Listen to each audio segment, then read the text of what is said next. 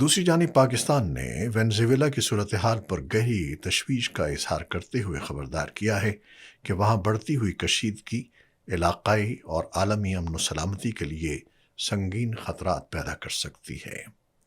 یہ موقف پیر کو اقوام متحدہ کی سلامتی کونسل کے ہنگامی اجلاس میں پیش کیا گیا، جو رواں سال کا پہلا اجلاس تھا اور اس کی صدارت صومالیہ کے پاس ہے۔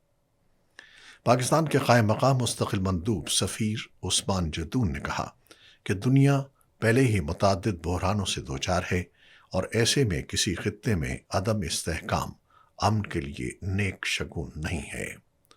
انہوں نے تمام فریقین پر زور دیا کہ تحمل کا مظاہرہ کریں، کشیدگی کم کریں اور خلوص نیت سے مکالمے اور ثالثی کے ذریعے مسئلے کا حل تلاش کریں۔ انہوں نے عالمی امن، تنازعات کے پرامن حل اور اقوام متحدہ کے چارٹر کی پاسداری کے لیے سلامتی کونسل میں پاکستان کے تعمیری کردار کے عزم کا اعادہ بھی کیا۔